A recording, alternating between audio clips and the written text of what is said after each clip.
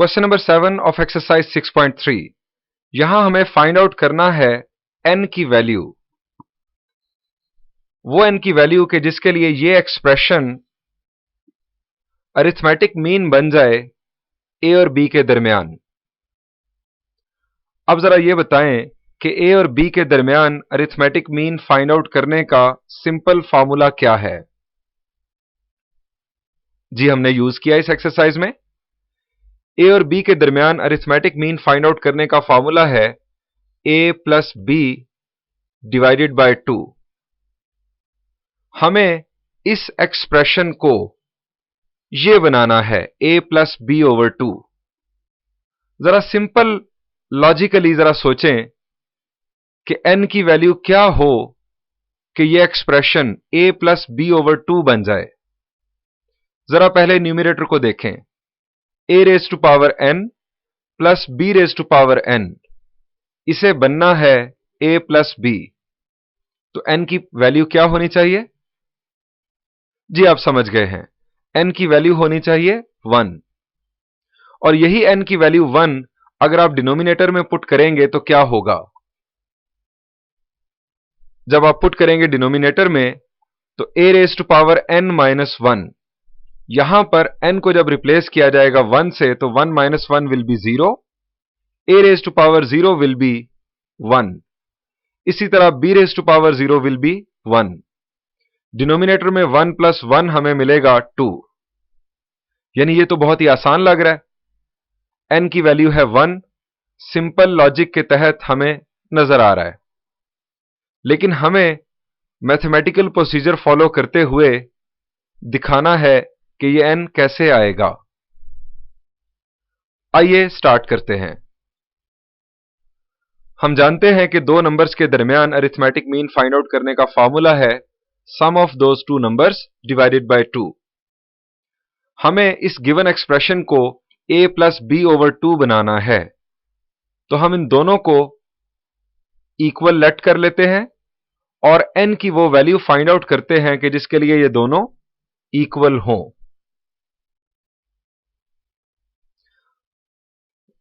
अब हमें सिंप्लीफिकेशन करके इस इक्वेशन को सॉल्व करना है और n की वैल्यू फाइंड आउट करना है। जरा बताइए फर्स्ट स्टेप क्या होगा? जी फर्स्ट स्टेप होगा क्रॉस मल्टीप्लिकेशन, कुछ इस तरह से। अब यहां पर लेफ्ट साइड तो बहुत सिंपल है, 2 मल्टीप्लाई होगा दोनों टर्म्स के साथ। राइट साइड पर थोड़ा सा आपको सोचना है। आप जरा सोच लें, जब a मल्टीप्लाई होगा a raise to power n minus 1 के साथ तो क्या रिजल्ट आएगा? जी a into a raise to power n minus 1, क्या रिजल्ट होगा? चले मैं आपको एक्सप्लेन कर देता हूं। यहां पर है a की पावर 1, बेसिस सेम है, पावर्स ऐड होंगी 1 प्लस n माइनस 1। ये माइनस 1 कैंसिल होगा प्लस 1 के साथ, हमें रिजल्ट हासिल होगा a raise to power n। इन दोनों का product a raise to power n। इस तरह जब b मल्टीप्लाई होगा b raise to power n minus 1 के साथ तो प्रोडक्ट होगा b raise to power n। और इसके अलावा जो दो प्रोडक्ट्स होंगे वो सिंपली वैसे ही लिखे जाएंगे, यानी a का product b raise to power n minus 1 के साथ और b का product a raise to power n minus 1 के साथ वैसे ही लिख दिया जाएगा, कुछ इस तरह से। ये दो प्रोडक्ट्स के रिजल्ट्स हमें a raise to power n और b raise to power n हासिल हुए। जो रिमेनिंग 2 प्रोडक्ट्स हैं वो एज इट इज लिख दिए गए। अब नेक्स्ट स्टेप क्या होना चाहिए? जी नेक्स्ट स्टेप होना चाहिए कि हम तमाम टर्म्स को एक तरफ शिफ्ट करें और लाइक टर्म्स को ऐड सब्ट्रैक्ट करें।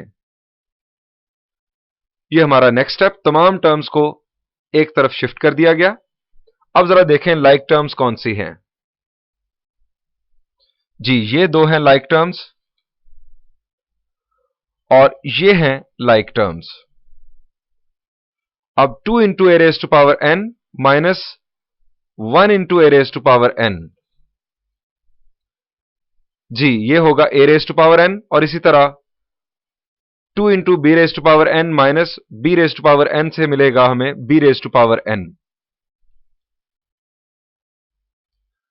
ये a raise to power n और b raise to power n। इसके साथ ही हमने अरेंजमेंट भी थोड़ा सा चेंज किया और इसकी वजह यह है कि हम जो a की पावर वाली टर्म्स हैं a raise to power n और a raise to power n minus 1, इनको इकट्ठा कर लिया और इसी लॉजिक पर हमने इन दो टर्म्स को इकट्ठा किया। यहां पर है b raise to power n और यहां पर है b raise to power n minus 1। इन्हें इकट्ठा करने का मकसद ताकि हम कॉमन लेकर फैक्टर्स बना सकें। आइए नेक्स्ट स्लाइड पर देखते हैं। यह था हमारे पास मौजूद लास्ट स्टेप। अब जरा देखिए कि फर्स्ट टू टर्म्स में से क्या कॉमन लिया जा सकता है। जरा सोचकर बताइएगा, फर्स्ट टू टर्म्स में से क्या कॉमन लिया जा सकता है। आपके ज़हन में आ रहा है a raise to power n, तो यह कोई बहुत अच्छा ऑप्शन नहीं है। मैं आपको थोड़ा सा एक्सप्लेन करना चाहूंगा। आप फर्ज करें आपके पास लिखा है a raise to power 6 minus b into a raise to power 5, तो आप कॉमन क्या लेंगे, a रेज़ टू पावर 6 या a रेज़ टू पावर 5? जी यकीनन आप a raise to power 5 common लेंगे। जब आप a raise to power 5 common लेंगे तो आपको यहां पर मिलेगा a माइनस यहां पर मिलेगा b। यही सिचुएशन हमारी इन दो टर्म्स के दरमियान है। जैसे 6 में से 1 माइनस 5 है, वैसे ही n और n माइनस 1।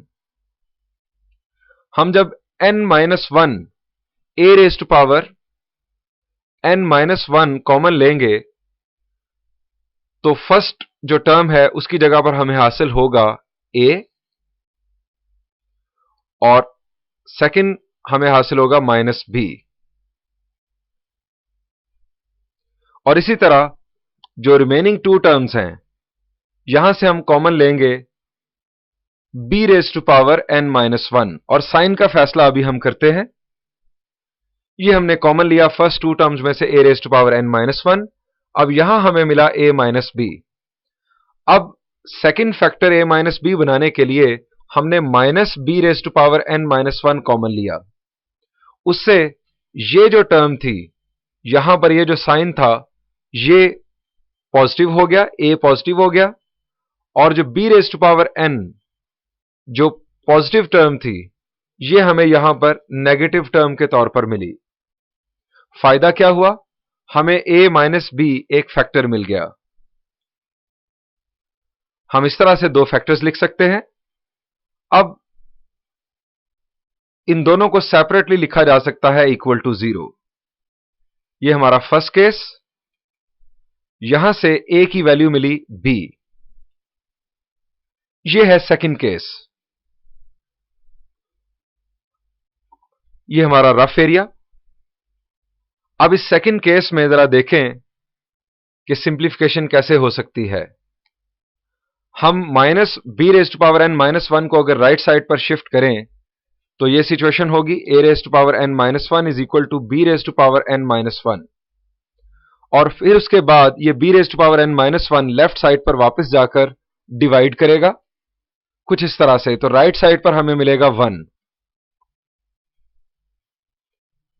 अब लेफ्ट साइड पर हम लिख सकते हैं कुछ इस तरह से और राइट साइड पर 1 की जगह पर हम लिखेंगे a over b raise to power 0। इसकी वजह ताकि दोनों तरफ बेसिस सेम हो और हम इक्वल कर सकें पावर्स को। n minus 1 will be equal to 0, then n will be 1। अब यहां पर हमारे सामने आए हैं दो रिजल्ट्स। एक है a is equal to b। इस सूरत में भी जो गिवन एक्सप्रेशन था, आपको याद है गिवन एक्सप्रेशन? जी, गिवन एक्सप्रेशन था a raise to power n plus b raise to power n over a n minus 1 plus b raise to power n minus 1। ये एक्सप्रेशन जब a और b इक्वल होंगे तो ये अरिथमेटिक मीन होगा a और b के दरमियान।